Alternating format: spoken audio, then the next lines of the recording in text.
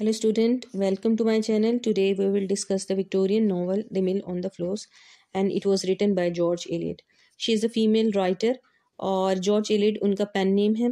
उनका real name जो है मैरी एन एवन है. और George Eliot was the English poet थी, जर्नलिस्ट थी, ट्रांसलेटर थी और one of the leading writers of the Victorian era थी, से बिलोंग करती थी. अगर हम जॉर्ज एलियट को देखें तो उनका जो मिल ऑन द फ्लॉस एक ऐसा नावल है जो कि रोमांटिक नावल है, ऑटोबायोग्राफिकल एलिमेंट है जो जॉर्ज एलियट की पर्सनल लाइफ से बिलोंग करते हैं. जैसा कि जो प्रोटैगनिस्ट है मैगी टुलेवर है, वो डिपिक्ट करती है जॉर्ज एलियट की ओन पर्सनैलिटी को. इसी तरीके से ट्रेजेडी है जो कि मैगी टुलेवर की चाइल्डहुड से लेकर उसकी डेथ तक के डिफरेंट जो एलिमेंट्स हैं मिलकर किस तरीके से कंट्रीब्यूट करते हैं उसकी सफरिंग को, उसकी पेन और उसकी मिजरी को. इसी तरीके से एक साइकोलॉजिकल नावल के हवाले से साइको एनालिसिस देखें एक ह्यूमन बीइंग की conscious unconscious desire, dark sides, hidden desires और ऐसे पैशन और ऐसी feelings and emotions they are always hidden, और वक्त आने पर किस तरीके से अपीयर होती हैं चीज़ें we can understand through this novel. और सेटिंग जो है इस नावल की, इसमें डॉट कोर्ट जो है मिल ऑन द रिवर फ्लॉस जो है वहाँ पे रखी गई है सारी की सारी, और जो कि सेंट एग इंग्लैंड के अंदर एक जगह है. अगर हम नरेटिव टेक्निक के हवाले से देखें तो फर्स्ट पर्सन नरेशन भी यूज़ किया और some time third person omniscient technique का भी इसने इस्तेमाल किया. अब यहाँ मुख्तलिफ करेक्टर्स के हवाले से सबसे इंपॉर्टेंट जो करेक्टर है वो मैगी टुलेवर का करेक्टर है. ठीक है, ये पूरा नावल 10 से 15 साल के टाइम पीरियड को शो करता है, और 10 से 15 साल का जो टाइम पीरियड है उसके अंदर मुख्तलिफ करेक्टर्स जो हैं किस तरह उनकी ग्रूमिंग होती है. जैसे मैगी टुलेवर और उसका जो भाई है टॉम टुलेवर, और जो सिबलिंग हैं वो बेसिकली वो ग्रो करते हैं इसी डॉलकोट मिल पर ऑन द रिवर फ्लॉस पर. ये वो सारी सेटिंग थी जिसको अंडरस्टैंड करना ज़रूरी है. मैगी के बारे में बताना चाहूँगी. मैगी एक ऐसी लड़की है, she is very clever, she is intelligent, aggressive, impulsive, लेकिन प्रॉब्लम यह है कि इसकी अपनी ही फैमिली उसे बहुत ज़्यादा क्रिटिसाइज़ करती है. Family members, specially Victorian time ऐसा टाइम पीरियड था जहाँ पे जो वुमेन को एफिलिएट किया जाता था ग्रेस के साथ, ब्यूटी के साथ, और इसी तरह जो फेमिनिस्टिक जो ट्रेड्स थे उनके हवाले से ख़ातून को देखा जाता था. यही वजह है कि जो मैगी थी she belongs to black hairs, brown skins, black eyes, और इन करेक्टरिस्टिक्स की वजह से she was quite different from her family members and as well to the other cousins. और उसके फैमिली के अंदर उसको डिस्क्रिमिनेशन करने की वजह से वो साइकोलॉजिकली बहुत ज़्यादा इफेक्ट हुई. इवन के उसके जो फैमिली मेम्बर्स थे, इवन उसकी जो मदर थी उसे बहुत ज़्यादा क्रिटिसाइज करती थी और उसे कंपेयर करती थी उसकी जो कज़न थी लूसी डीन के साथ, जो कि एक अहम कैरेक्टर है. मैगी टुलेवर के बारे में बताना चाहूँगी. इसको अंडरस्टैंड करने के लिए ज़रूरी है इस पूरे नावल को कि उसके कैरेक्टर का एनालिसिस करें. सेंसिटिव थी, बुक रीडर थी, और छोटी सी उम्र में उसने बहुत सी किताबों को रीड आउट कर दिया था, जैसे कि हिस्ट्री ऑफ डेविल जो थी बाय द डैनियल डॉफो, और इसी तरह जो मुख्तलिफ पिलग्रिम प्रोग्रेस, इस किस्म के जो बड़ी बड़ी जो बड़े राइटर्स की बुक्स थी वो रीड आउट कर चुकी थी लाइब्रेरी के अंदर. इंटेलिजेंट थी, क्विक लर्नर थी, और इसके अलावा उसे बहुत ज़्यादा इंटरेस्ट म्यूज़िक में था. लेकिन उसके जो ब्लैक हेयर और जो थे उसकी ब्राउन स्किन और ब्लैक आइज़ की वजह से उसे बहुत ज़्यादा डिस्क्रिमिनेट किया जाता था फैमिली में. इवन उसकी मदर कहती होती थी कि उसके बारे में as compare to the cousin Lucy Dean कि she is much more familiar than her own daughter, कि उसको प्रायोरिटी देती थी लूसीडीन को मैगी टुलेवर पर. ये ऐसे डिस्क्रिमिनेशन थे जिसने स्टार्ट ही से मैगी टुलेवर के माइंड सेट को बहुत ज़्यादा इफेक्ट किया. इवन के जब नावल में स्टार्ट में जब एंटर होती है तो उसके बारे में ये रिकमेंड पास किए जाते हैं कि small mistake of the nature entered the room. इसी तरह उसकी माँ उसकी तरफ देखती है और सम टाइम कहती है, उसके जेल वाले हेयर्स को देखती है और कहती है द जेल हैज़ उसके हैज़ टू मच हेयर, और वो उसके जो काम करने वाले जो मुख्तलिफ नौकर और जो सर्वेंट्स हैं वो भी जो कि टेक केयर कर रहे होते हैं फैमिली, वो भी साथ साथ क्रिटिसाइज़ कर रहे होते हैं कि the girl has too much hair and that it has very bad luck as the girl so should be brown. तो ये ऐसी करेक्टरिस्टिक्स थे जिसने मैगी टोलीवर की पर्सनैलिटी को अफेक्ट किया, उसका डिस्क्रिमिनेशन को, लेकिन उसके साथ साथ उसकी थर्स्ट फॉर नॉलेज और उसकी जो अनएबिलिटी थी to adopt the Victorian tradition, उसने उसे बहुत से हर्डल्स का सामना करना पड़ा उसे। विक्टोरियन ईरा में जो वीमेन थी, औरतों को, बच्चियों को had not the right for the vote और एजुकेशन। सो मोस्टली जैसे मैगी को एजुकेशन मिली, घर पर ही मिली, जैसे कि म्यूज़िक की तालीम है, किताबें उसने पढ़ी, और इसी तरीके से उसने जो एम्ब्रॉयडरी इस किस्म की जो चीज़ें सिखाई जाती थी बच्चियों को। जबकि उसका भाई जो टॉम था, वो टुलेवर, वो जो था वो बाकायदा स्कूल जाता था और तालीम हासिल करता था। ये वो क्राइटेरिया थे जो विक्टोरियन टाइम पीरियड में बॉयज़ और गर्ल्स के लिए सेट किए गए थे। टॉम टुलिवर के बारे में, जो कि भाई है मैगी टुलिवर का, उसके बारे में बताना चाहूँगी कि ही लाइक्स द मैगी, लेकिन इस हद तक जब दोनों का कंपटीशन होता था तो मैगी हमेशा बेटर फील होती थी हर काम में, स्टडी में, तो उस वजह से थोड़ा सा उसे थोड़ा सा जेलेसी फील करता था। लेकिन he was the older son of mister and missus Tulliver, और क्लियर सेंस ऑफ ह्यूमर था उसका, और clear sense of duty, justice और फेयरनेस। स्टार्ट में वो लूसी डीन को पसंद भी करता था, लेकिन जब बैंक रप्ट हो गए वो लोग और पूरी फैमिली को डेट के अंडर आ गए, तो उस टाइम में टॉम टुलिवर था जिसने टेक केयर किया सारी फैमिली को, अपनी फैमिली को डेट से निकाला और कर्जे से निकालने के बाद एक बेटर लिविंग स्टाइल देने की कोशिश की। सो इस सारे सीन में उसने लूसी डीन को सेट असाइड कर दिया। ये ऐसा करेक्टर है टॉम और Maggie Tulliver, brother and the sister, they are very important. Third one character है वो लूसी डीन है। लूसी डीन का जो करेक्टर है, she is the cousin of Tom Tulliver and Maggie Tulliver. दोनों की जो है बहुत ही फेवरेट आप कह सकते हैं।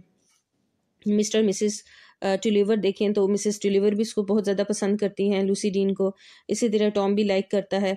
लेकिन जो मैगी जो इतनी उसके अच्छे टर्म्स नहीं थे लूसी डीन के साथ। Lucy Deane was the neat pretty personality, और कज़न थी, गुड हार्टेड थी, always cares about the other people.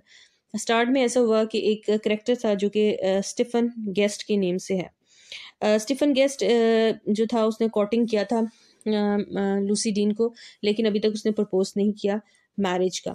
सो अभी ये सारी चीज़ें इन प्रोसेस चल रही हैं। फिर मिस्टर टुलिवर हैं, ज़रा सीरियस पर्सनालिटी के बंदे हैं, ठीक है, और लेकिन वो देख रहे होते हैं कि उनकी जो वाइफ है मिसेस टुलिवर उसे क्रिटिसाइज मैगी करती हैं और कोशिश करते हैं जो एसिडिक रिमार्क्स उनकी वाइफ दे रही होती हैं उसको जो है न्यूट्रलाइज कर सकें। इसी तरीके से एलिजबेथ टुलिवर मदर हैं उनकी, जो मिसेस टुलेवर कहा गया है, और जेमी टुलेवर जो है मिस्टर टुलेवर हैं। इसी तरीके से और इम्पॉर्टेंट जो करेक्टर हैं उसमें आप देखें तो इसमें लॉयर वेकम का करेक्टर है। लॉयर वेकम जो है he is the wealthy person, और ऐसा बंदा है जो कि member of the Saint Ogg society है, पावरफुल है, जिसके जो हमेशा क्लास और मनी को बहुत ज़्यादा इंपॉर्टेंस देता है। और जो लॉयर वेकम है इसी का बेटा जो है फिलिप वेकम, जो कि मैगी टुलिवर को पसंद करता है, हंचमैन है, और अपनी डिफॉर्मिटी की वजह से बहुत ज़्यादा क्लोज हो गया मैगी के साथ। और स्टार्ट में जो थी मैगी अंडरस्टैंड नहीं कर सकी, शी वाज थिंकिंग कि उसे she falls in love with Philip Wakem, लेकिन बाद में पता चलता है कि it was just a sympathy, love नहीं था, क्योंकि वो जो है अनएक्सपेक्टेडली इंसिडेंटली जो थी स्टीफन जो गेस्ट, जो कि लूसी डीन के साथ उसकी कोटिंग और मैरिज वगैरह का सीन चल रहा था, उसके साथ they fall in love with each other. इस तरह जो फिलिप वेकम जो था, जो कि सन ऑफ लॉयर था, और इसी तरह उसकी जो पर्सनालिटी थी जस्ट लाइक है आप कह सकते हैं वीमेन की तरह, पेल फेस था, लेकिन उसे लव, आर्ट और म्यूज़िक का बहुत ज़्यादा शौक था, सेंसिटिव था, इंटेलिजेंट था। आपको पता है कि जो जब इंसान के अंदर कोई भी इम्पेयरमेंट हो, चाहे फिजिकल इम्पेयरमेंट हो, तो जो ह्यूमन बींग्स होते हैं ओवर सेंसिटिव हो जाते हैं। सेम लाइक विद फिलिप जो था वेकम इज़ द करेक्टर। अब थोड़ा सा अगर हम इस करेक्टर को देखें, अब हम जाते हैं स्टीफन गेस्ट की तरफ। स्टेफन गेस्ट का मैं पहले ही बता चुकी हूँ, एक ऐसा करेक्टर है जो कि लूसी डीन के साथ पहले जो है इसके कॉटिंग और मैरिज वगैरह का सीन है, और he was the son of the senior partner gust and company है।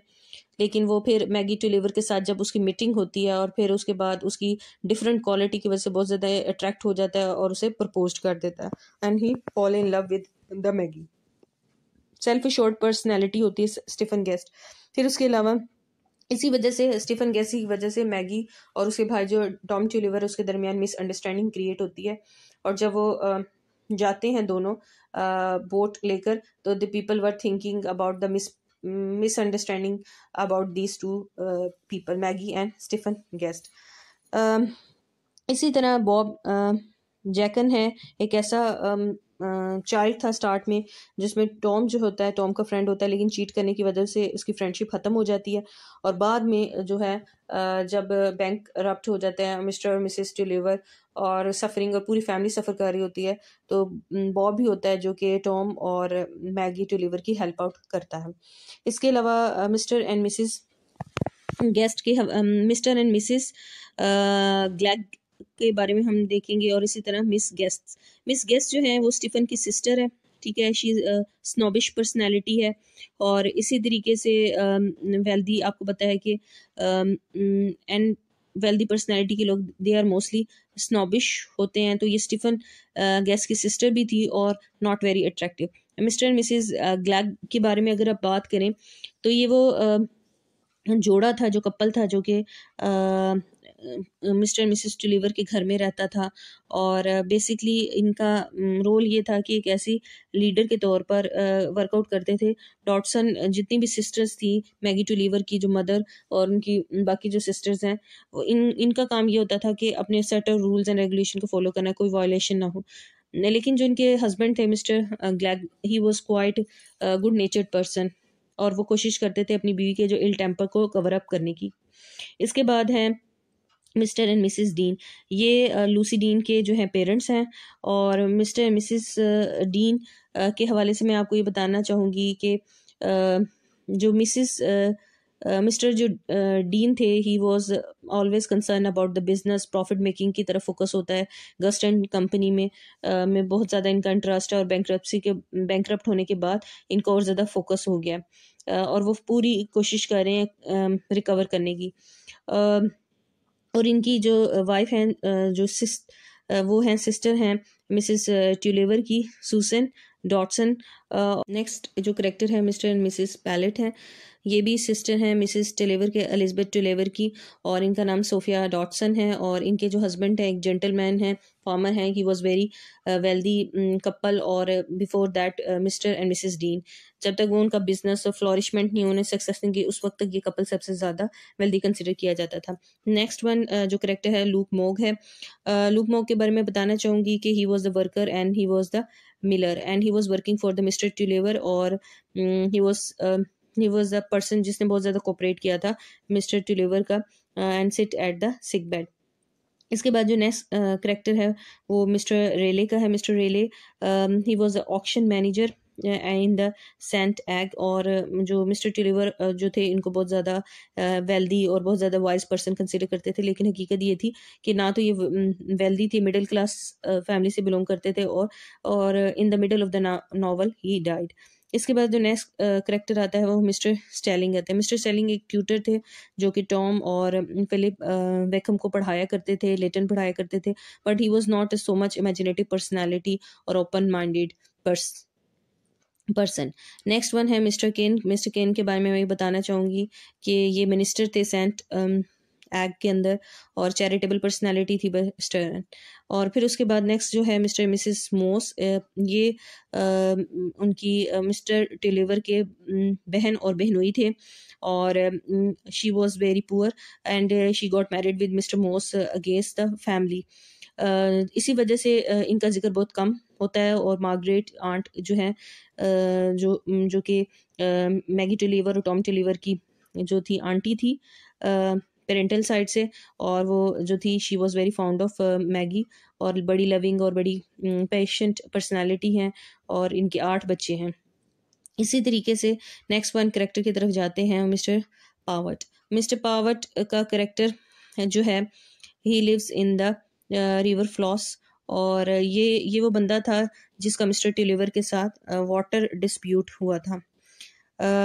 किजिया ये सर्वेंट है मिस्टर टिलीवर फैमिली का, और इस तरह मिस्टर गोर है जो कि लॉयर है मिस्टर टिलीवर का। These are the all characters. यहाँ पे मैं आपको समरी के साथ साथ थीम्स के बारे में भी साथ साथ बताऊंगी।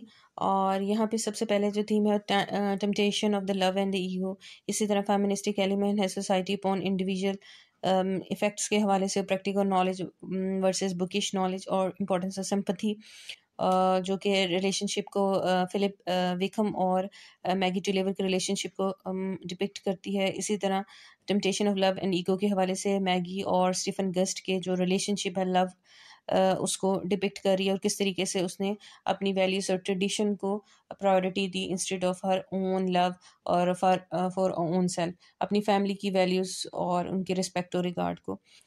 इसी तरीके से फेमिनिस्टिक एलिमेंट किस तरीके से स्टार्ट के अंदर जब चाइल्डहुड के अंदर जो मैगी टिलीवर थी उसे स्कूल नहीं भेजा गया, उसकी निस्बत उसके जो भाई थे टॉम टिलीवर उसको भेज दिया गया फर्दर एडिशनल एजुकेशन के लिए। ऑल्दो जो मैगी टिलीवर थी शी वॉज इंटेलिजेंट क्लेवर और उसका जो एक्स्ट्रा ऑर्डिनरी स्टूडेंट थी जिसके पास knowledgeable more than the Tom थी। लेकिन विक्टोरियन ईरा की जो नॉर्म्स में से एक नॉर्म ये भी थी कि women have not the right for the education, और वोट का भी नहीं था, इनहेरिटेंस का भी नहीं था। ये सारी एजुकेशन थी जिन्होंने वुमेन को बहुत ज़्यादा सप्रेस्ड किया, जो कि मैगी टिलीवर इसको डिपिक्ट कर रही है। और इसी तरीके से आप देखें कि जब स्टार्ट के अंदर जो फैमिली का इन्वायरमेंट इस तरह था, जो उसकी मदर थी उसके ब्लैक जो हेयर्स थे, ब्लैक ब्राउन स्किन और ब्लैक आइज की वजह से डिस्क्रिमिनेट करती थी और उससे कंपेयर करती थी उसकी जो कज़न थी लूसी डीन के साथ, और कि she is much more near than her own child. और जिसकी वजह से जो थी मैगी टिलीवर में एग्रेसिव इम्पल्सिव बिहेवियर भी बहुत ज़्यादा कंस्ट्रक्ट हुए। जैसे सम टाइम वो छत पर चली जाती थी और अपनी गुड़िया के सर के अंदर जो नेल थे वो पुट करती थी और अपने एग्रेशन को शो करती थी। सम टाइम दोपहर के वक्त जब लोग उन्हें बहुत ज़्यादा क्रिटिसाइज करते थे और कंपेयर करने की कोशिश करते थे उस, तो वो क्या करती थी छत पे जाकर सिंगिंग करती थी दोपहर के वक्त शदीद गर्मी में, और try to play with the plates of her hairs. ये ऐसा एटीट्यूड था जो उसके जो उसकी आप कह सकते हैं साइकोलॉजिकल बिहेवियर को डिपेक्ट कर रहा है, उसके चाइल्डहुड में जो उसने सफरिंग पेन और मिजरी बर्दाश्त कर रहा था उसका माइंड ब्रेन उसको डिपिक्ट कर रहा था। इसी तरीके से आप फर्दर देखें तो किस तरीके से वो जब वो स्कूल जाती है अपने भाई को विज़िट करने के लिए, mister Stelling was working as a tutor, और उसे क्लर्जी मैन होते हैं जो टॉम को पढ़ा रहे होते हैं लेटर और इस तरह।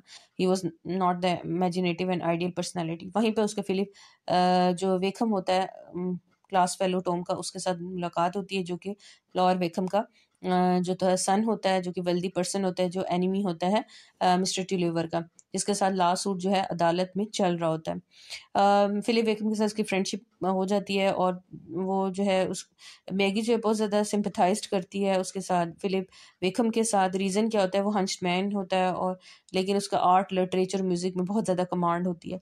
तो दोनों ही जो था नॉलेज के हवाले से बहुत ज़्यादा डीप थे जिसकी वजह से इनकी बहुत अच्छी फ्रेंडशिप डेवलप हो जाती है।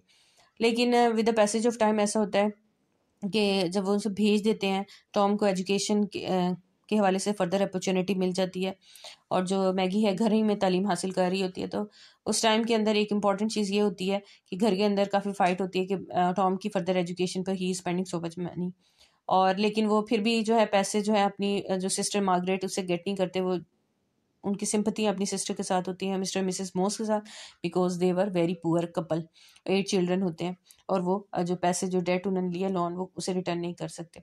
अब इसी तरीके से फर्दर स्टोरी चल रही होती है और साथ ही जो जो लास्ट सूट अदालत के अंदर चल रहा है, मिस्टर टिलीवर जो है यूज़ ऑफ द वाटर के हवाले से जो ट्रायल होता है उसको उससे जो एक्सटेंडेड ट्रायल होता है वो हार जाते हैं, और उसके बाद जो मिल जो होती है डोरल कोर्ट में जो है वो ऑक्शन पे लग जाती है और सेल हो जाती है, और जो लॉयर वेकहम होता है उसे परचेज कर लेता है और मिस्टर टिलीवर को एज ए मैनेजर के तौर पर हायर कर लेता है।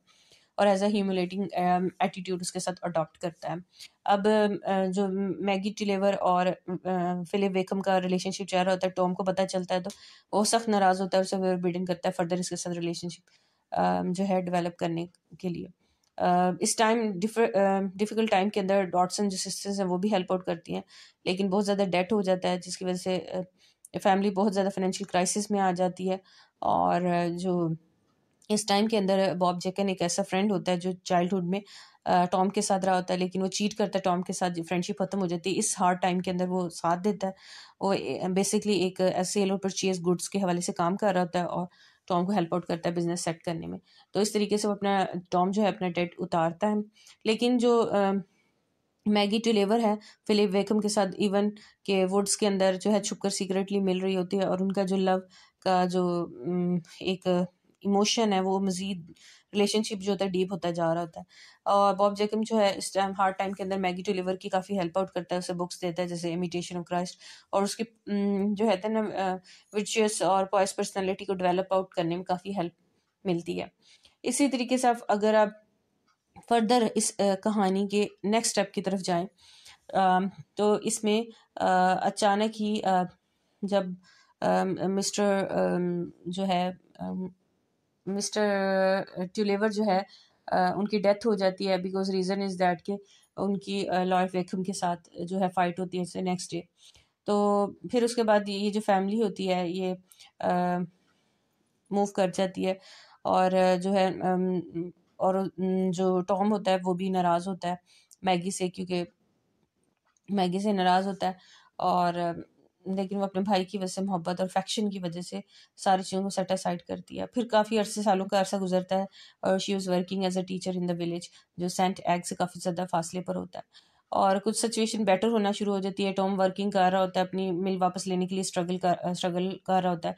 इसी तरह हमने वापस वो सेंट एग आती है अपनी लूसी डीन से मिलने के लिए। वहाँ उसकी मुलाकात उसके जो सूटर होता है जो कि हैंडसम स्टीफन गेस्ट होता है, उसके साथ मुलाकात होती है।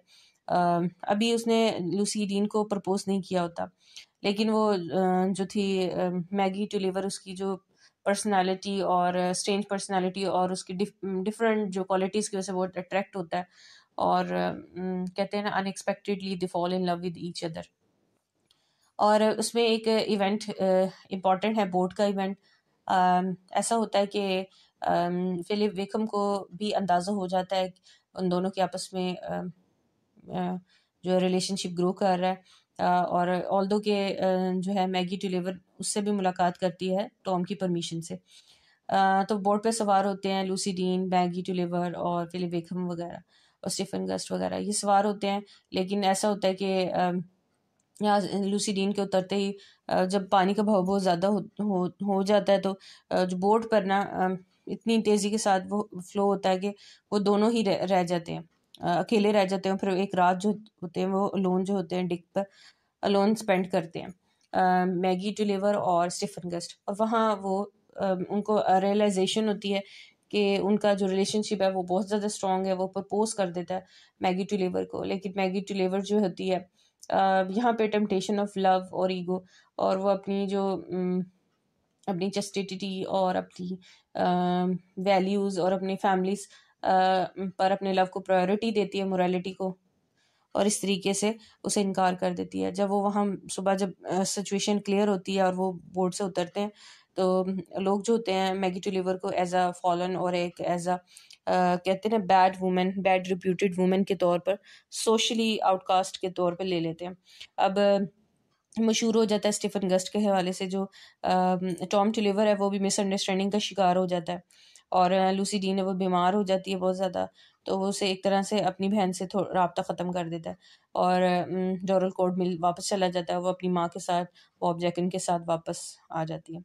और इस तरीके से जब वो वापस आ जाती है तो वो जो स्टीफन गस्ट है वो सारा का सारा कन्फेशन कर लेता है कि वही ज़िम्मेदार है इन सारी चीज़ों का।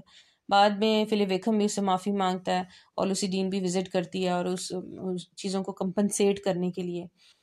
फिर ऐसा होता है कि रात का वक्त होता है कि अचानक ही फ्लड बहुत ज़्यादा आता है। तो वो बॉब जैकन को उठाती है और कि पानी ज़्यादा आया, बोट लेके आओ। जो बोट लेके आते हैं तो वो डोरल कोर्ट की तरफ जाती है और टॉम टॉम जो होता है उस वक्त सो रहा होता है, उसको बोट में सवार करती है। सवार करने के बाद वो लूसी डीन को बचाने के लिए जा रही होती है कि रास्ते में बहुत बड़ी लहर आती है और फिर वो डूब जाते हैं दोनों। और दोनों एक दूसरे को बचाते हुए जो है उनके क़ज़ाए इलाही से जा मिलते हैं। और इस तरीके से कई साल गुजरने के बाद अब जो लूसी डीन है और फिलिप विकहम और जो स्टीफन गेस्ट है उनकी कब्र पर विजिट करते हैं। इस तरह इन दोनों बहन भाइयों ने आपस में आखिरी टाइम में भी एक दूसरे से सेपरेट नहीं हुए। और किस तरीके से जो मैगी टूलेवर ने अपनी फैमिली, अपनी मोरालिटी, अपनी चेस्टिटी को फोकस दिया अपने पर्सनल लव, अपने फीलिंग एंड इमोशंस पर। सो इट्स ऑटोबायोग्राफिकल नॉवल जो कि जॉर्ज एलियट की अपनी पर्सनल लाइफ को डिपिक्ट करता है, उनके लव अफेयर को डिपिक्ट करता है, क्योंकि she fallen in love with the married man और सोसाइटी की नॉर्म्स के खिलाफ जाकर शी कंटिन्यूड हर रिलेशनशिप। इसी तरह उनका जो भाई है एजिक था, वो डिपिक्ट करता है टॉम को और किस तरीके से उनका बाइकआउट कर दिया कि जब उन्होंने अपने जो लवर था उसके साथ अपने रिलेशनशिप को कंटिन्यू किया। और तीसरी जो ऑटोबायोग्राफिकल एलिमेंट दोनों बहन भाइयों का जो डूबना है, it's also the autobiographical element of the George Eliot. उसके जो ग्रैंडफादर थे वो डूबे थे, वो was the carpenter and the builder. तो उनकी जो मौत हुई थी वो डूबने की वजह से हुई थी। तो ये वैसा एलिमेंट था जो जॉर्ज एलियट ने अपनी जो नॉवल है उसके अंदर डिपिक्ट किया था। और this is all about this novel, Mill on the Floors. I hope you understand. And these are the some symbols. River flows जो कि डिपिक्ट करता है लाइफ, डेथ एंड डिजास्टर को, एंड सेंट एग जो है रिप्रेजेंट करता है Christians के बिलीव को। इनका बिलीव है कि एक फेरी बोट थी, उसके अंदर जो मदर मैरी थी, she was appear in the form of the human, और उन्होंने एक बच्चा पकड़ा हुआ था। बाद में रियलाइजेशन होती है कि शी वॉज मदर मैरी। तो ये डिपिक्ट करता है मैगी जो डिलीवर है उसकी गुडनेस को, उसके वर्चुअसनेस को। इसी तरह जिस तरह मदर मैरी बोट में सवार हुई, इसी तरह मैगी टूलेवर के हवाले से। इसी तरह टूलेवर फैमिली बाइबल जो डिपिक्ट करती है symbol of religion and took the surety, कि किस तरीके से जब वो बैंकरप्ट हो गए। और ये जो टूलेवर फैमिली की जो बाइबल थी 5 जनरेशन से इनके पास थे, और वो डोरल कोर्ट मिल के अंदर रह रहे थे। तो जब उन्होंने श्योरिटी इन राइटिंग ली फ्रॉम द टॉम, तो ये डिपिक्ट कर रहा है उनकी 5 जनरेशन से उनकी जो रिलीजन को और श्योरिटी को डिपिक्ट कर रहा है। इसी तरह मैगीज अनबॉर्न कर्ली हेयर्स, अब उसके जो बाल जो है, मैगी एक उसका जो एटीट्यूड था बड़ा ही रिबेलियस किस्म का था। तो होता ये था कि विक्टोरियन जो थे वो अपने सेट रूल्स रेगुलेशंस, अपनी वैल्यूज़ और नॉर्म्स, मैनर्स, मोरालिटी, इस चीज़ों को बड़ा फोकस करते थे। लेकिन जो मैगी थी, she was such kind of a rebellious personality. So उसके जो बाल, जो खुले बाल थे, अनटाई बाल, डिपिक्ट कर रहे हैं कि rebellious attitude against the Victorian tradition and norms. Thank you very much. I hope you understand this lecture.